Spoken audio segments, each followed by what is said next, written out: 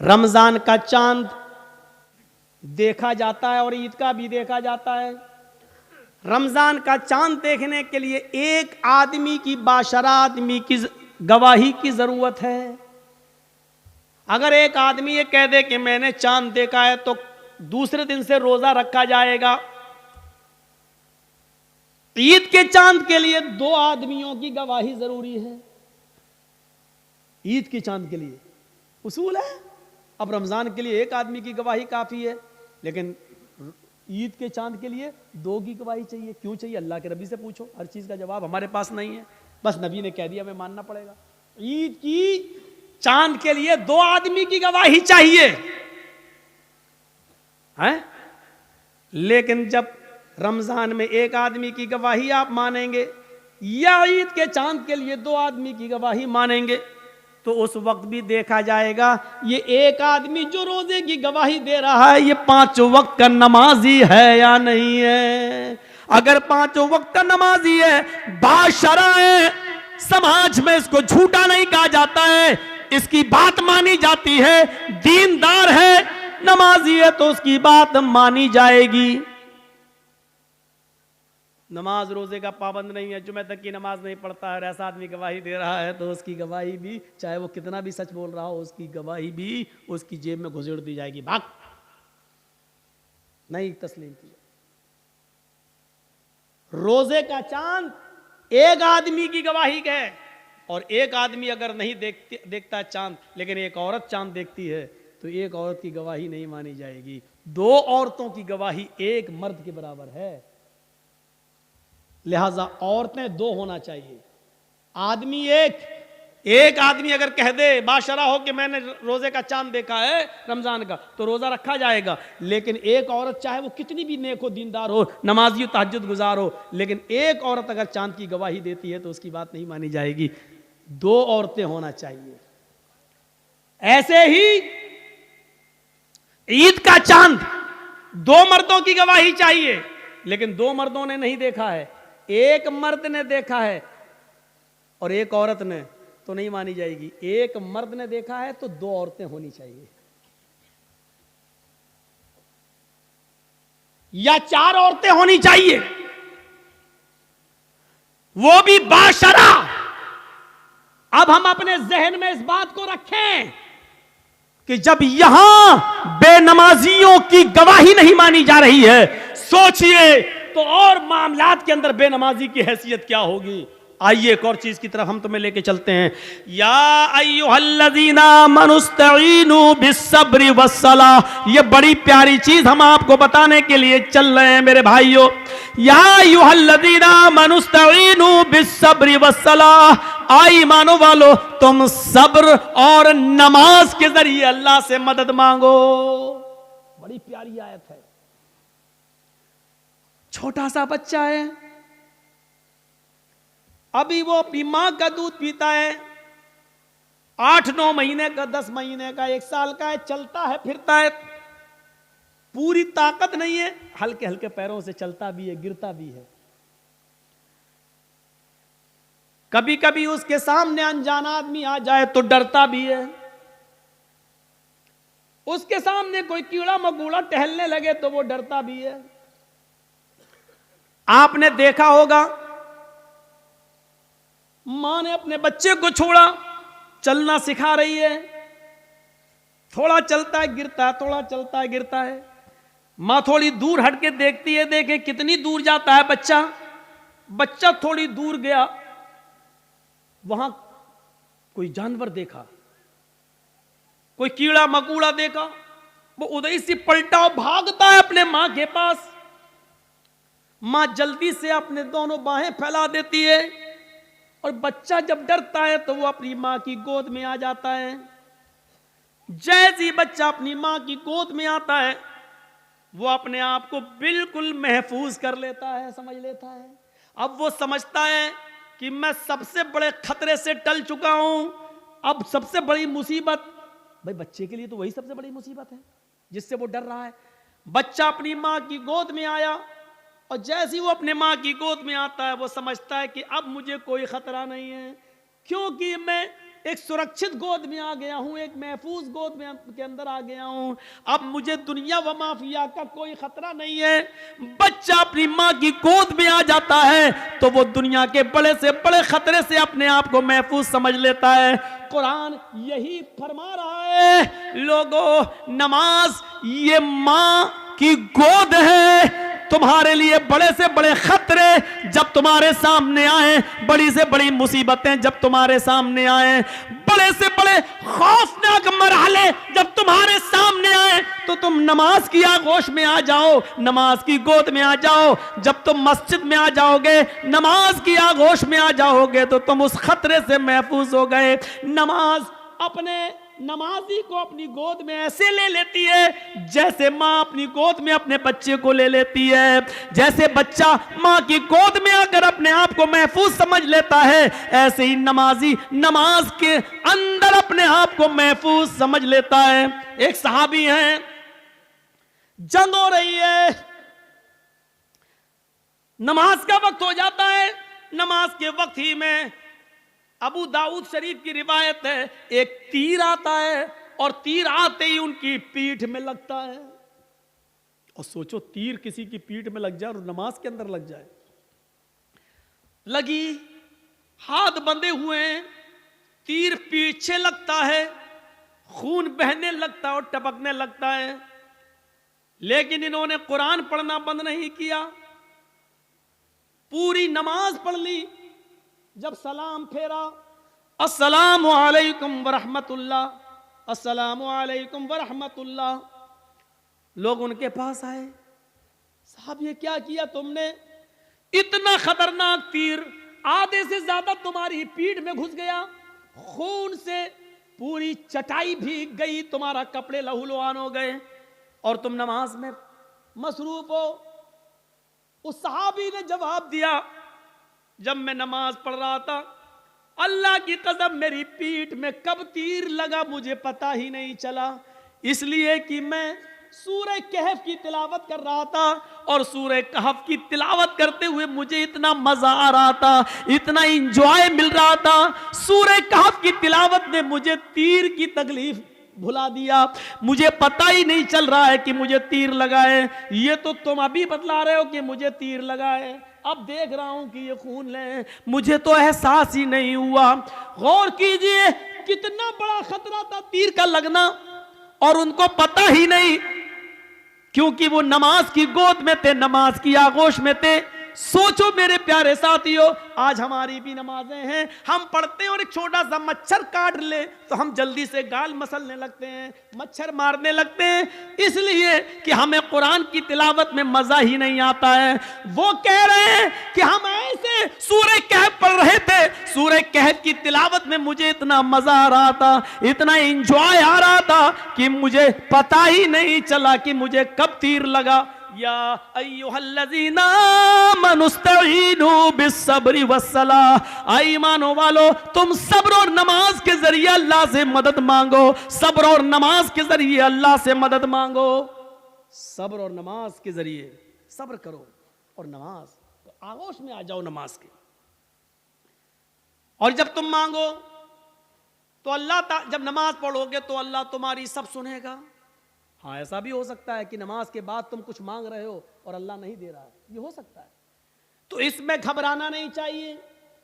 नमाज भी पढ़ रहे हो, दुआ भी मांग रहे हो, या रब्बी या रब्बी या रब्बी, अल्लाह मुझे ये दे, मुझे ये दे, मुझे ये दे, लेकिन नहीं मिल रहा है, इसका यह मतलब नहीं कि आपकी नमाजें कबूल नहीं हो रही, इसका यह भी मतलब नहीं कि अल्लाह आपसे नाराज है। कभी ऐसा मत सोचना, नहीं दे रहा है तो वो जानता है कि क्यों नहीं दे रहा है, उसकी मर्जी है, उसी में भलाई हो सकती है। हमारा एक छोटा सा बच्चा है, उसको निमोनिया हो गया है, एक मिसाल दे रहा हूं, आपका एक छोटा सा बच्चा है, उसको निमोनिया हो गया है, नाक बह रही है, बुखार में तड़प रहा है, बार बार उसको प्यास भी लग रही है, डॉक्टर ने दवा दी है, ठंडी चीजों से मना किया है। जब आप उस बच्चे को लेकर दवा लेकर आ रहे हैं तो रास्ते में बर्फ बेचने वाला आइसक्रीम बेचने वाला आइसक्रीम बेच रहा है और आपका बच्चा आइसक्रीम की जिद कर रहा है। पापा मुझे आइसक्रीम चाहिए, पापा मुझे आइसक्रीम चाहिए, डैड मुझे आइसक्रीम चाहिए, अब्बू मुझे आइसक्रीम चाहिए। मुझे ईमानदारी के साथ बताइए, आपका बच्चा बुखार की हालत में, निमोनिया की पोजीशन में आइसक्रीम मांग रहा है, क्या आप उसको आइसक्रीम दिलाएंगे? क्या आप उसको आइसक्रीम खिलाना पसंद करेंगे? नहीं, क्योंकि आप जानते हैं कि इस वक्त इसकी अगर मुराद मैंने पूरी कर दी तो मेरा बच्चा और ज्यादा बीमार हो जाएगा। आप उसके हजार जिद करने के बावजूद आप उसको आइसक्रीम नहीं देंगे, जबकि आपको बुरा लग रहा है कि मेरा बच्चा बेचारा मांग रहा है। आप नहीं चाहते कि उसकी तमन्ना पूरी ना हो, आप चाहते हैं कि दिलाएं, लेकिन उसकी बीमारी बतला रही है आइसक्रीम उसके लिए नुकसानदेह है। आप बाप होते हुए भी अपने बच्चे को आइसक्रीम नहीं दिलाएंगे, क्योंकि आप जानते हैं कि मेरे बच्चे के लिए क्या अच्छा है, क्या बुरा है। आप कहिए अल्लाह मुझे ये दे, मुझे ये दे, मुझे ये दे, और नहीं मिल रहा है तो नाराज मत होइए, क्योंकि आपका रब जानता है आपको क्या देना है और क्या नहीं देना है। वो क्यों नहीं दे रहा है आपको, इस पे अल्लाह ताला से शिकवा मत करिए, शिकायत मत कीजिए। हो सकता है उसका न देने में ही भलाई हो जो चीज आप मांग रहे हो। एक बादशाह ऐलान करता है, आओ मेरी रियाया, मेरी पब्लिक, जो मुझसे मांगेगी मुंह मांगे मैं उसको दूंगा। सारी की सारी पब्लिक एक मैदान में जमा हो जाती है और बादशाह जो पब्लिक मांगती जा रही है बादशाह देता जा रहा है। एक बुढ़िया एक खच्चर पे बैठ के आई, खच्चर गधे की तरह होता है, खच्चर पे बैठ के आई। बादशाह ने कहा, बुढ़िया तेरा बेटा है? कहा नहीं। पति है? कहा नहीं। कोई नहीं है? कहा नहीं। आए मेरे वजीर, इस बुढ़िया को 100 दीनार दे दो, 100 सोने की अशरफियां दे दो। बुढ़िया कहने लगी, नहीं, आप बेइंसाफी कर रहे हैं, सबसे पूछ रहे हैं कि बताओ क्या मांगते हो, और जो जो मांग रहा उसको आप देते जा रहे हैं, और मुझसे कह रहे हैं कि इसको 100 अशरफी दे दो सोने की। नहीं, मुझे भी मुंह मांगे इनाम चाहिए। बादशाह ने कहा, बता तुझे क्या चाहिए?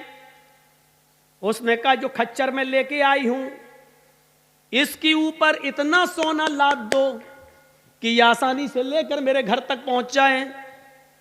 इस खच्चर के वजन के बराबर सोना। बादशाह ने कहा, देखो ये तुम गलत कर रही हो। क्या जवाब दिया उस बुढ़िया ने?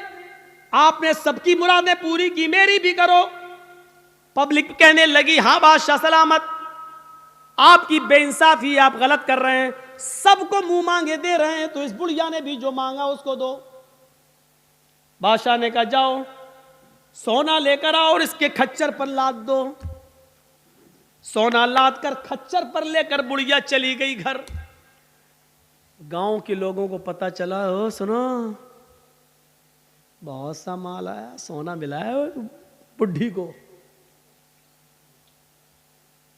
घर कमजोर था, रात में नकब लगाया, 2-3 चोर अंदर घुसे। बुढ़िया में ताकत ही कितने थी, एक ने पैर पकड़ा, एक ने गर्दन दबा दी, पकड़ा, खत्म। 1 मिनट भी नहीं लगा, बुढ़िया गई और सारा सोना वो लेकर भाग गए। सुबह हंगामा हो गया, बुढ़िया मारी गई, सोना चला गया। बादशाह ने सारी रियाया को फिर बुलाया, कहा लोगों क्या हुआ? कहा बुढ़िया मारी गई, सोना गायब। कहा देखो मैं जानता था, इसीलिए उसको 100 अशरफियां दे रहा था। मैं जानता था कि उस बुढ़ी को लालच है, इतना सोने का करेगी क्या, ना इतना खा पाएगी, उसकी जिंदगी में अब ज्यादा दिन भी तो नहीं रह गए, लेकिन उसके लालच ने उसको मार दिया। इसीलिए मैं उसको 100 सोने की अशरफियां दे रहा था, लेकिन आप लोगों ने मेरी मुखालिफत की। देखो मुझे मालूम था बुढ़िया इतना सोना नहीं संभाल सकेगी, इसलिए मारी गई। एक मामूली बात से ये कह रहा है कि कितना उस बुढ़िया को मिलना चाहिए मैं जानता हूं, और क्या नहीं मिलना चाहिए मैं जानता हूं। तो जो लोग अल्लाह से दुआएं मांगते, मुझे ये दे दे, मुझे ये दे दे, लेकिन नहीं मिल रहा है, उसका रब जानता है कि क्या देना चाहिए, क्या नहीं देना चाहिए, कितना देना चाहिए और कितना नहीं देना चाहिए, ये उसको मालूम है। इसलिए उसने जितना दिया है उसी पर राजी रहो, उसी पर खुश रहो। ज्यादा माल तबाही और बर्बादी का बायस भी बन जाता है। जिस तरीके से बेनमाजी औरत बेनमाजी आदमी के साथ नहीं रह सकती, उसी तरीके से नमाजी शौहर के साथ बेनमाजी औरत नहीं रह सकती।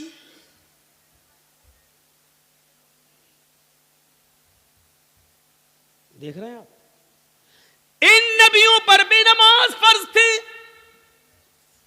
यह अलग बात है कि किसी नबी के ऊपर 2 रकात फर्ज थी, किसी नबी के ऊपर 4 रकात फर्ज थी, किसी नबी के ऊपर 3 रकात फर्ज थी, किसी के ऊपर 2 टाइम की थी, किसी के ऊपर 3 टाइम की थी, सुबह दोपहर शाम, और किसी के ऊपर 5 टाइम भी थी, किसी के ऊपर 4 वक्त की भी नमाज फर्ज थी।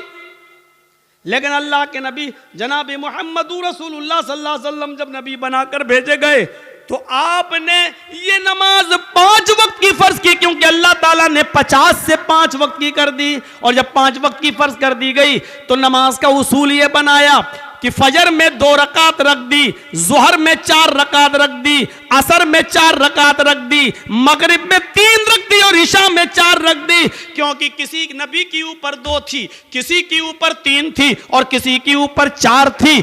2 से कम नहीं थी और 4 से ज्यादा किसी के ऊपर फर्ज नहीं थी। इसलिए अल्लाह के नबी ने 2 भी रखी, 3 भी रखी और 4 भी रखी, ताकि लोगों को इस बात का इल्म हो जाए कि मैं किसी नबी के खिलाफ नहीं हूं। मैंने फजर में 2 रकात नमाज फर्ज की है ताकि उन नबियों की भी इक्तिदा हो जाए जो 2 रकात जो पढ़ा करते थे।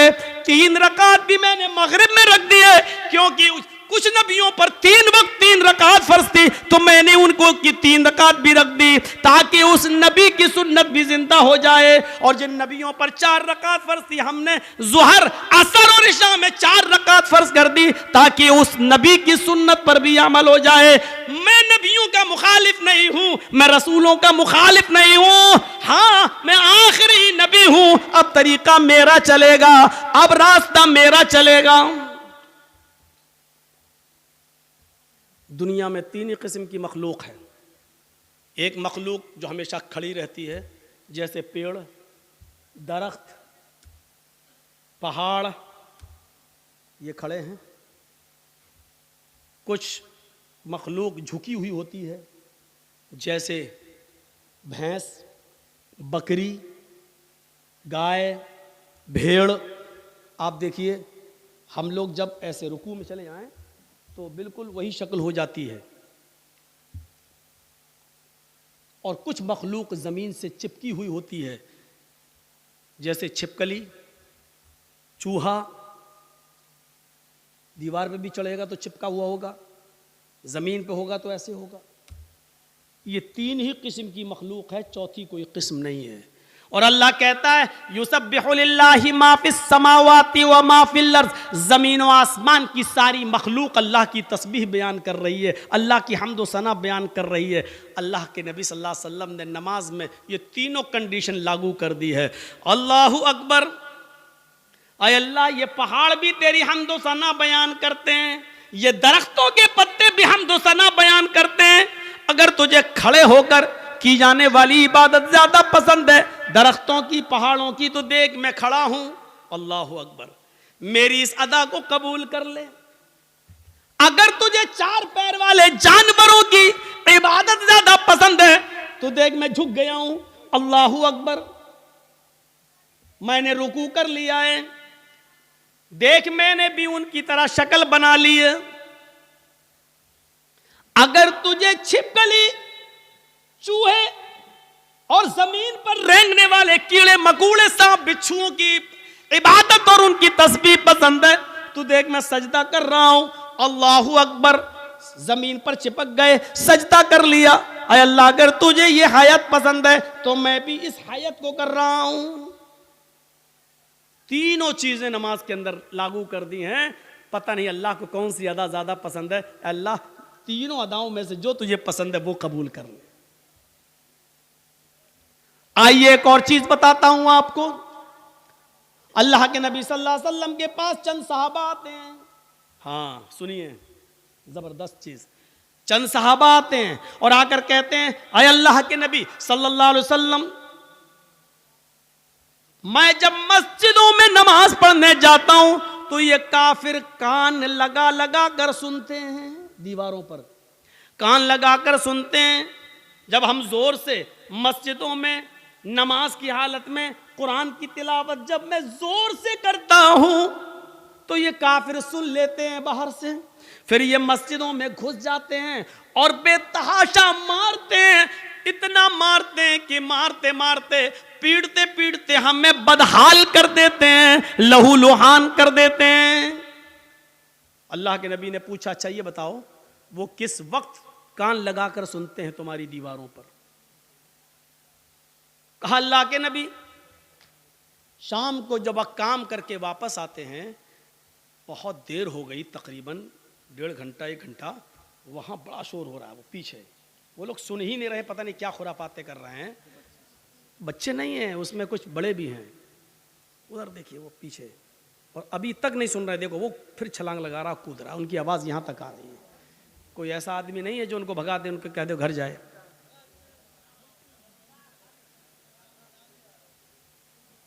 इतने शैतान बच्चे, इनके माँ बाप से पूछो, हमें हमारा दिल कहता है ये रात में पैदा हुए होंगे।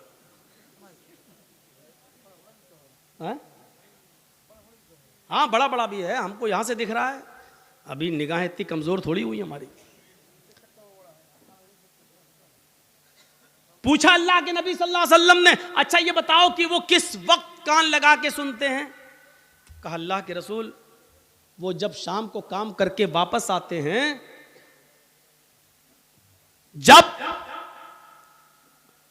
तो वो कान लगाकर सुनते हैं, यानी असर के वक्त। तो अल्लाह के नबी सल्लल्लाहु अलैहि वसल्लम ने फरमाया, अच्छा तो कान लगाते हैं वो दीवारों पर? कहाँ? तो ठीक है, फिर असर में तुम कुरान की किरात जोर से करना बंद कर दो, यानी आहिस्ता पढ़ लो। और कब कान लगाते हैं? कहा अल्लाह के रसूल, कैलूला करते वक्त। हम लोग जब दोपहर में काम करके आते हैं, घर में खाना खा के थोड़ा सोते हैं, कैलूला यानी जोहर की नमाज के वक्त वो कान लगाकर सुनते हैं और हमको पकड़ के मारते हैं जब हम जोर से कुरान की तिलावत करते हैं तब। तो अल्लाह के नबी ने कहा जोहर में भी तुम कुरान को आहिस्ता पढ़ो। देखिए आपने ये नहीं कहा कि नमाज घर में पढ़ लो।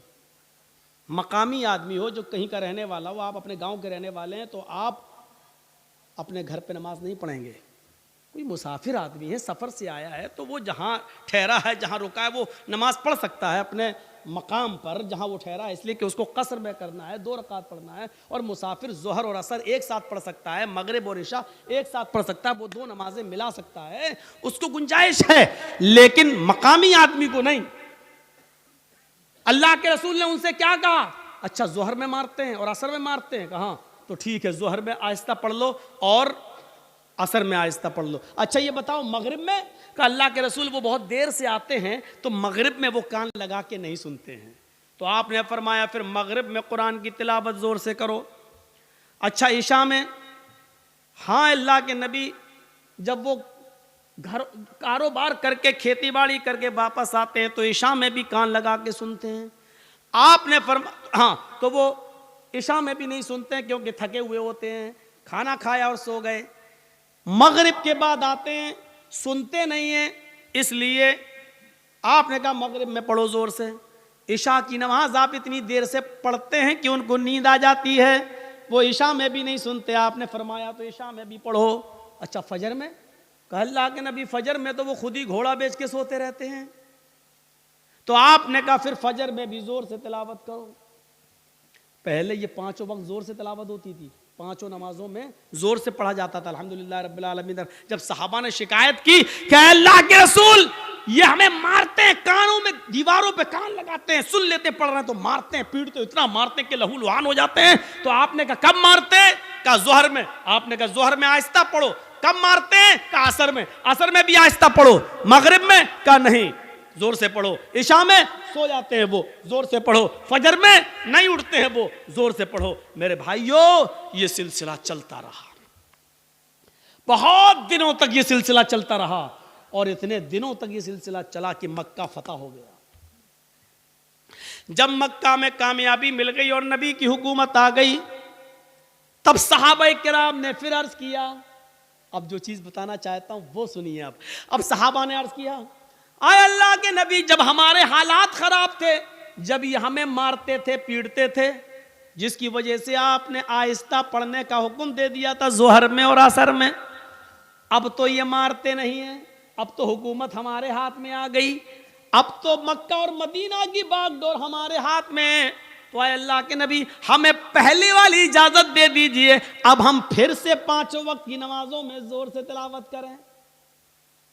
भाई हालात अब खत्म हो गए, पहले हालात बुरे थे इसलिए आपने आहिस्ता पढ़ने को कह दिया, अब तो हमारे फेवर में है हालात, अब तो हमारे हक में है हालात, तो अब क्यों हम आहिस्ता पढ़ें, अब हम जोर से पढ़ेंगे। आपने कहा नहीं, नहीं, बिल्कुल नहीं। सहाबा ने कहा अल्लाह के रसूल, क्या ये वजह नहीं थी कि ये लोग हमें मारते थे इसलिए आपने आहिस्ता पढ़ने के लिए कह दिया था? आपने कहा वजह यही थी। कहा जब वो रीजन खत्म हो गया, जब वो वजह खत्म हो गई, तो अब जोर से पढ़ने की इजाजत क्यों नहीं दी जा रही है? अल्लाह के नबी ने क्या फरमाया? आपने फरमाया इसलिए कि बाद में आने वाले लोग जब ये सोचेंगे कि जोहर में, असर में आहिस्ता पढ़ने की इजाजत क्यों दी, और मगरिब में, इशा में और फजर में जोर से तिलावत क्यों की जाती है, जब ये बाद में आने वाले लोगों को पता चलेगा, जब वो इसकी हिस्ट्री पढ़ेंगे, जब वो हदीसें पढ़ेंगे, जब उनको मालूम होगा कि सहाबा किराम मार खाते थे, इतना पीटे जाते थे कि उनकी चमड़ी उधड़ जाती थी, लहूलुहान हो जाते थे, इसके बावजूद उन्होंने नमाज नहीं छोड़ी, मारे खाई लेकिन नमाज पढ़ी, आहिस्ता पढ़ी लेकिन पढ़ी, नमाज छोड़ी नहीं है। जब उनको इस बात का इल्म होगा तब उनको पता चलेगा कि साहबा किराम ने बड़ी से बड़ी मुसीबतें झेली हैं लेकिन नमाज नहीं छोड़ी है, नमाज तर्क नहीं की है, तो फिर वो भी नमाजी बन जाएंगे, वो भी नमाज के पाबंद हो जाएंगे। अब आपको अंदाजा है मेरे भाइयों, साहबा किराम मारे खाते थे, इतना पीटते थे कि उनकी चमड़ी उधड़ जाती थी, जिस्म से खून बहता था, लेकिन इसके बावजूद नमाज पढ़ रहे हैं। अल्लाह के रसूल ने कहा जोर से मत पढ़ो, आहिस्ता पढ़ो, लेकिन पढ़ो। नमाज ऐसी कंडीशन में भी माफ नहीं। हट्टे खट्टे तंदुरुस्त हैं और नमाज नहीं पढ़ते। और जुर्रत देखो, बहादुरी, हिम्मत तो देखो। अजान की आवाज आ रही है, कुछ लोग मस्जिद में नमाज के लिए जा भी रहे हैं, लेकिन कलेजा इतना बड़ा कि उन नमाजियों के सामने होटलों पे बैठ के चाय हम पी रहे हैं। हमारा दिल और हमारा कलेजा कितना मजबूत है। या अल्लाह, तेरा अजाब कैसे रुका हुआ है। इतनी बड़ी गलती अगर पुराने पिछले ज़माने की उम्मतों ने की होती तो अभी तक आग और पत्थर के अजाब से वो हलाक हो गए होते। अल्लाह रब्बुल आलमीन का अजाब हम पर आ क्यों नहीं रहा है? इसकी वजह क्या है? इतना बड़ा कलेजा। मस्जिद के सामने होटल के बाहर, मस्जिद के बाहर होटल पे बैठ जाए हम, और नमाज मस्जिद के अंदर हो रही हो और हम मस्जिद के सामने से गुजर जाएं साइकिल लेकर और बाइक लेकर।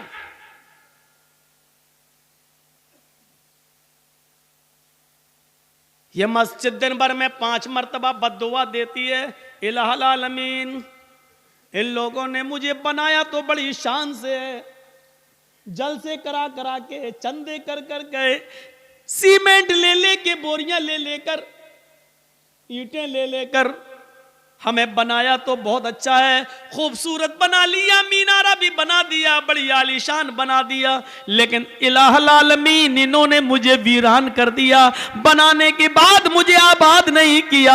आय अल्लाह, इन्होंने मेरा पेट नहीं भरा। अल्लाह, इन्होंने मुझे बनाने के बाद मेरे पास नहीं आए, मेरी गोद में नहीं आए। आय अल्लाह, जिस तरीके से इन्होंने मुझे बनाने के बाद वीरान कर दिया, आय अल्लाह तू इनकी जिंदगियों में वीरानी पैदा कर दे। अल्लाह, जिस तरह इन्होंने मुझे बर्बाद किया तू इनको बर्बाद कर दे। अल्लाह, जिस तरीके से इन्होंने हमें बना सवा कर दुरुस्त करने के बाद हमें भुला दिया है, आय अल्लाह तू इनको भुला दे। मेरे भाइयों, ये मस्जिदों की कहीं बद्दुआओं का नतीजा तो नहीं जो हमारे हालात ही है, जो हमारे हालात ही है। पहले जमाने में जब जंगें होती थी, नमाज का वक्त हो जाया करता था, बादशाह नमाज की हालत में, बादशाह जंग की हालत में नमाज के लिए खड़ा हो जाता था। दूसरा बादशाह ये समझता था कि ये क्या हो रहा है, बताया ये नमाज पढ़ रहे हैं, अल्लाह को याद कर रहे हैं, अल्लाह से दुआ कर रहे हैं। वो बादशाह अपनी फौज लेकर भाग जाता था, ये कहते हुए कि जो कौम तीरों और तलवारों कि सायों में भी अपने रब को न भूलती हो तो उसका रब उसे कैसे भूल जाएगा। जो कौम तलवारों के सायों में पली हुई हो, तीरों तलवारों के सायों में जो नमाज अदा कर रही हो, ऐसी पोजीशन में भी वो अपने रब को भूल नहीं रही हो, अपने रब की इबादत कर रही हो, फिर उसका रब हमारे साथ क्या करेगा अगर हमने इनको इस पोजीशन में मारा। वो अपनी फौज, अपने हथियार, अपने घोड़े, अपना सारा हथियार वहीं पर डालकर भाग जाया करते थे, ये कहते हुए कि अय अल्लाह वालों हम तुम्हारा मुकाबला नहीं कर सकते, अय अल्लाह वालों हम तुम्हारा मुकाबला नहीं कर सकते। मेरे भाइयों, कल तक हमारे ये हालात थे, आज हमारे हालात ये, हमारी मस्जिदों में नमाज हो रही है लेकिन काफिरों की बारात बजती हुई जाती है, उनके बैंड बजते हुए जाते हैं, उनके गाने बजते हुए जाते हैं, लेकिन हमारी अजान की आवाज या नमाज की क़िरात भी हो रही हो तो उनको कोई फर्क नहीं पड़ता। क्योंकि जब अजान और नमाज के वक्त हमने अपनी टीवियों को बंद नहीं किया है, जब हमने अपने घरों में टीवी चलाना शुरू कर दी तो फिर काफिरों के दिलों से भी हमारा रोबो दबदबा निकल गया, काफिरों के दिलों से भी हमारा रोबो दबदबा खत्म हो गया। क्यों होगा? हमने काफिरों के दिलों में अपनी इज्जत बनाई कहां है? कहां बनाई है हमने अपनी इज्जत?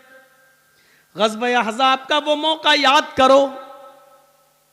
सुनो, सिर्फ एक नमाज थी, बस एक, वो भी अल्लाह के रसूल सल्लल्लाहु अलैहि वसल्लम नबी की एक नमाज, और वो भी छूटी नहीं थी, बस सिर्फ उसका असल वक्त निकल गया था। ग़ज़वा, जंग हो रही है, नाम है उस ग़ज़वे का ग़ज़व-ए अहज़ाब। और सुनो, कलेजा संभाल कर सुनो, दिल संभाल कर सुनो इस वाक़े को। ग़ज़व-ए अहज़ाब, काफिरों की तरफ से तीर चल रहे हैं, मुसलमानों की तरफ से भी तीर चल रहे हैं। ये जंग इतनी खतरनाक हुई कि असर की नमाज का वक्त आ गया, लेकिन सहाबाए किराम संभल नहीं पाए, कोई इधर था कोई उधर था। नमाज पढ़े तो कैसे पढ़ें? एक साथ होते तो चलो आधे पढ़ लेते, आधे जंग करते, फिर ये जो आधे पढ़ चुके होते ये जंग में चले जाते, जो छूट गए वो बाद में पढ़ लेते। लेकिन कोई इधर है कोई उधर है। ये असर की नमाज का वक्त था, असर की नमाज का वक्त। अल्लाह के रसूल नमाज पढ़ा नहीं सके और सहाबा एक साथ जमा नहीं हो सके। कोई इधर से तीर चला रहा, कोई उधर से तीर चला रहा है, लेकिन तीर चलाते चलाते चलाते चलाते मगरिब का सूरज जो डूबता है, मगरिब की नमाज के लिए सूरज के डूबने से, सूरज के गुरूब होने से थोड़ी देर पहले सहाबाए किराम ने उस जंग पर कामयाबी हासिल कर ली, यानी काफिरों को हरा दिया। लेकिन असर की नमाज का वक्त निकल गया। सुनिए, असर की नमाज का वक्त निकल गया था। जल्दी से वहीं साहबा ने तयम्मुम किया और वुजू बना, तयम्मुम पानी तो था नहीं, जल्दी से तयम्मुम किया और नमाज पढ़ना शुरू कर दी। सूरज डूबने से, गुरूब होने से पहले पहले अल्लाह के नबी ने और सहाबा ने असर की नमाज पढ़ ली। सिर्फ वक्त निकल गया, जो पढ़ना चाहिए था पौने, हम लोगों के यहाँ कितने बजे होती है असर? आपके यहाँ कितने बजे हो रही है असर? 2:45 पर? हाँ, कहीं 3:30 पर भी हो रही होगी, हम 3:15। आपकी मस्जिद में कितने बजे हो रही है? 3:15। अब 3:15 की जगह पर कोई आदमी 5:15 पे नमाज पढ़े तो वक्त निकल गया है ना उसका, असर का। मान लीजिए 5:30 पे सूरज डूब रहा है और 5:15 पे आदमी नमाज पढ़ रहा है, तो सूरज डूबने से पहले ही तो पढ़ रहा है वो। सूरज गुरूब होने वाला है, जल्दी से अल्लाह के रसूल ने और सहाबा ने तयम्मुम किया और नमाज पढ़ ली। और पढ़ने के बाद जो जुमले कहे वो सुनो। जो जुमले कहे उन काफिरों के लिए वो सुनो। मला अल्लाहु बुयूतहुम व कुबूरहुम नारा कमा हबसूना व शगलूना अनिस सलातिल वुस्ता। बुखारी शरीफ की हदीस के अल्फाज हैं। अल्लाह के नबी फरमाते हैं, इलाहुल आलमीन, जिन काफिरों की वजह से आज हमारी असर की नमाज का अव्वल वक्त निकल गया,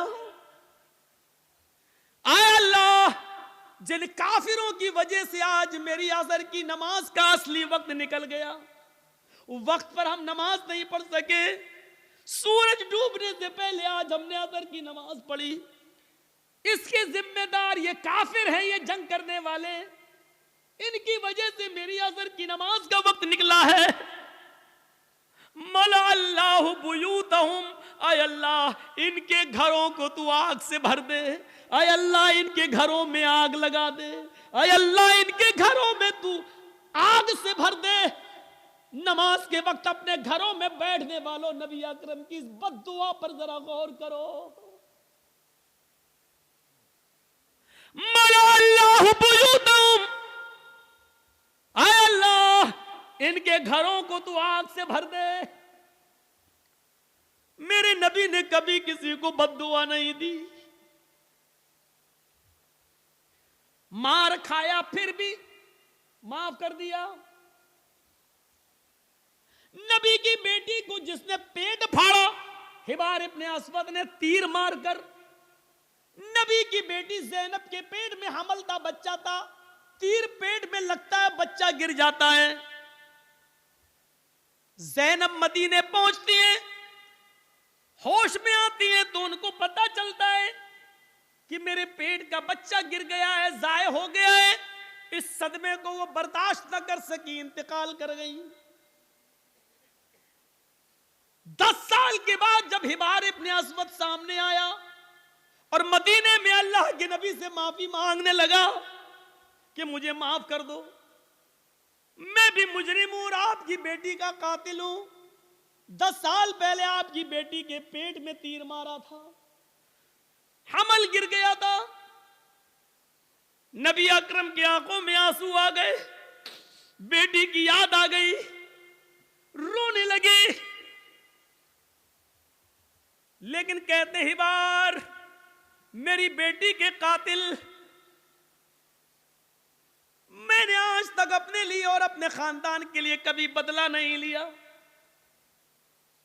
आज तूने माफी मांगी, जा, मैंने तुझे भी माफ कर दिया, जा जा जा हिबार, मेरी बेटी के कातिल, मैंने अपनी बेटी के कत्ल का खून माफ कर दिया।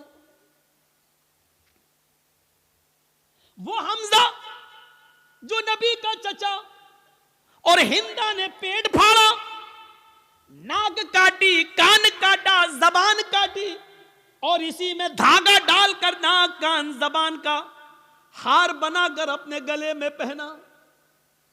वो हिंदा जिसने हमजा का पेट फाड़ के कलेजा निकाला और चबाया, हिम्मत नहीं कर सकी उसको खाने की, थूक देती है।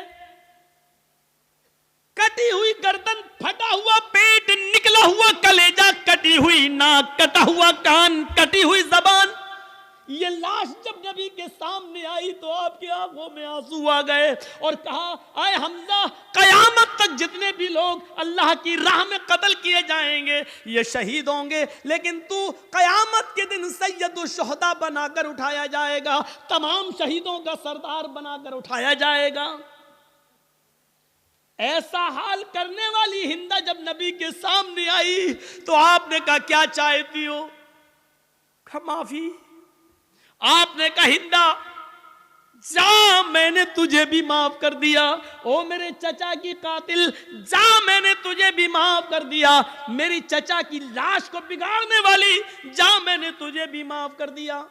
लेकिन इंसान हूं, बुरा लगता है, तू मेरे सामने मत आना, क्योंकि जब तू मेरे सामने आएगी तो मुझे चचा की लाश याद आ जाएगी। हमारे नबी ने कभी किसी को बद्दुआ नहीं दी। ताइफ वालों ने इतना मारा कि सर फट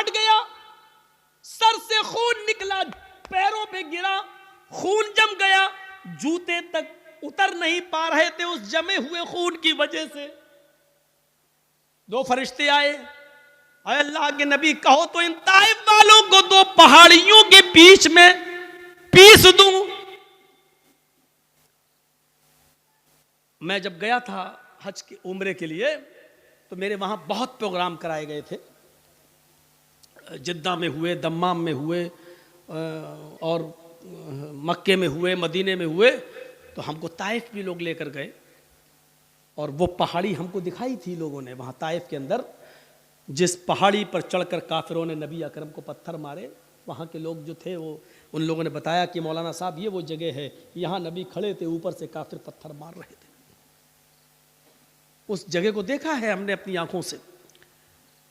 काफी ऊंचाई पर पत्थर मार रहे, जोर से पत्थर, ऊंचाई से पत्थर मारेंगे और वो नबी के सर पे लगेगा तो कितनी जोर से लगता होगा।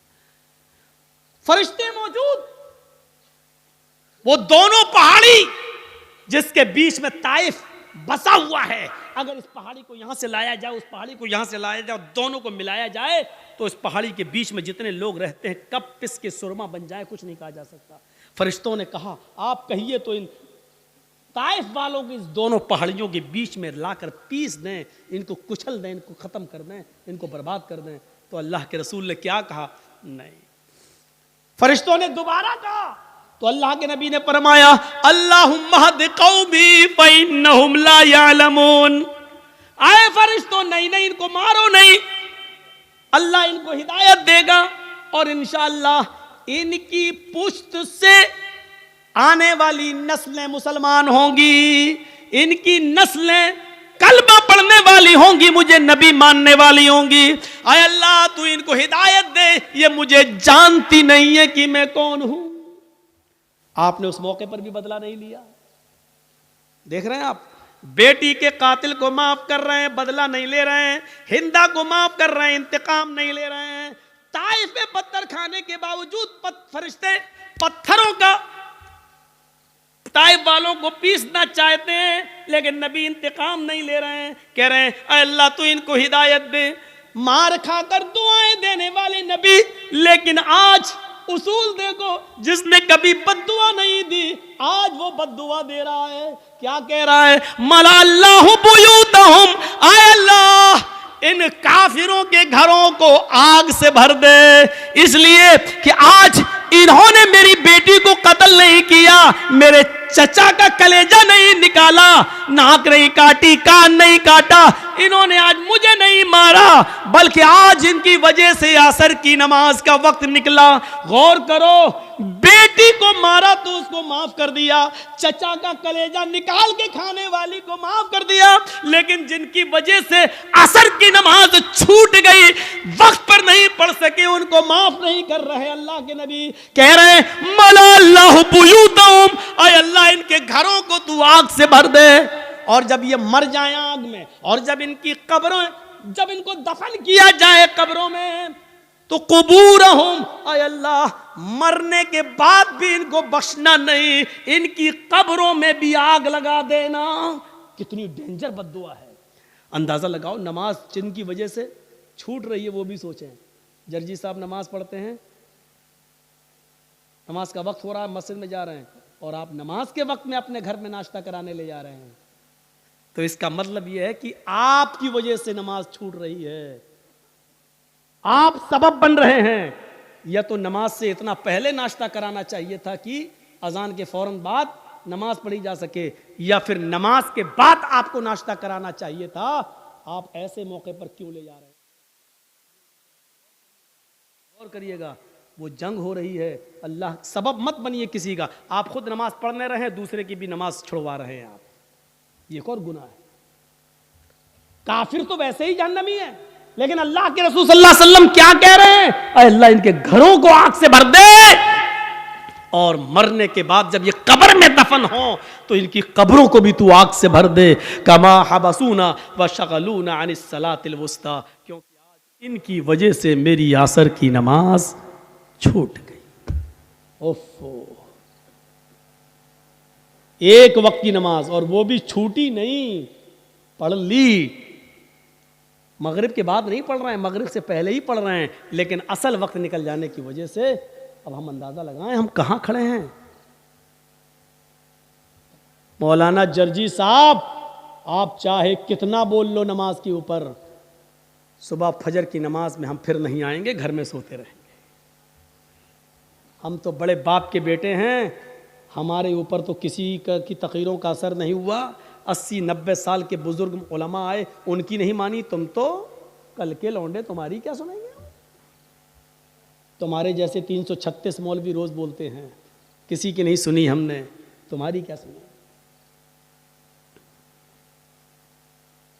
इस तकरीर के ख़त्म होने के बाद फिर भी फजर की नमाज में अगर हमने जमात के साथ नमाज नहीं पढ़ी तो लिख लो, आप अपने जलसा कराने में नाकाम हो गए।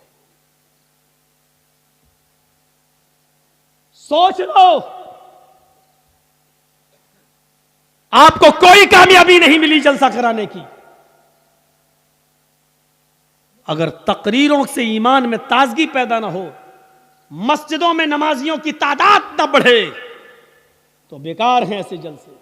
इससे बेहतर था कि इशा की नमाज के बाद आप सोते और फजर की नमाज से पहले आप उठकर फजर की नमाज पढ़ लेते जमात के साथ। यह आपके लिए तकरीर सुनने से बेहतर होता। एक साहबी रात भर नमाज पढ़ते रहे, अल्लाहु अकबर, दुआ मांगते, फिर नमाज पढ़ी, दुआ मांगते रहे, नमाज पढ़ी, नमाज पे नमाज, सजदे पे सजदे, इशा से लेकर फजर तक बराबर नमाज पढ़ते रहे। नीयत थी फजर की नमाज पढ़कर सोएंगे, लेकिन थोड़ी देर पहले, फजर की नमाज से थोड़ी देर पहले उनकी आंख लग गई। अब सुनो, फजर की नमाज से थोड़ी देर पहले, भाई रात भर जाग लिए तो थोड़ी देर पहले ऐसे वैसे लेटे थे, चलो थोड़ा लेट जाते हैं, कमर सीधी करते हैं, अभी अजान का वक्त होने वाला है, गए काम से। थोड़ी देर की बात आंख खुली, मस्जिद में नमाज हो रही है, जल्दी से वुजू बनाया, नमाज में शामिल हो गए। जमात तो मिल गई, दोनों रकातें मिल गईं, लेकिन फजर की नमाज से पहले जो 2 रकात सुन्नत पढ़ी जाती थी वो नहीं पढ़ पाए। सुन रहे हैं, गौर से सुनिए, वो नहीं पढ़ पाए। फजर की जमात नहीं छूटी थी, जमात मिल गई, भाई सो के उठे, जल्दी से वुजू बनाए, मस्जिद में चले गए, नमाज तो पढ़ ली, दोनों रकातें मिल गई, लेकिन सुन्नतें नहीं पढ़ पाए। बाद में जब वो सुन्नतें पढ़ने लगे, सुन्नतें पढ़ने के बाद, फ़र्ज़ नमाज के बाद जब अल्लाह के नबी ने सलाम फेर दिया, सलाम फेरने के बाद देखा कि वो कोई सुन्नत पढ़ रहे हैं। सुन्नत के बाद जब आपने उनको बुलाया, आपने उनसे कहा, ये बाद में तुम कौन सी नमाज पढ़ रहे थे? कहा, अल्लाह के रसूल, वो रात भर नमाज पढ़ी थी मैंने, इबादत की थी, और फजर की नमाज से थोड़ा पहले मुझे नींद आ गई, आँख खुली तो मैंने जल्दी से वुज़ू बनाया, मस्जिद में आ गया, जमात खड़ी थी, तो जमात के होते हुए हमने सुन्नत नहीं पढ़ी, पहले जमात पढ़ ली, बाद में सुन्नत पढ़ ली। तो अल्लाह के रसूल ने जो जवाब दिया वो सुनिए। आपने फरमाया, काश तो पूरी रात आराम से सोता, काश तो पूरी रात इशा की नमाज के बाद से लेकर फजर तक आराम से सोता, गहरी नींद में सोता, लेकिन फजर की नमाज से पहले उठकर वुजू बना लेता और फजर की नमाज से पहले 2 रकात सुन्नत पढ़ लेता। अल्लाह की कसम, फजर से पहले 2 रकात सुन्नत अगर पढ़ लेता तो ये 2 सुन्नतें तेरे लिए रात भर की इबादत से ज्यादा बेहतर होती।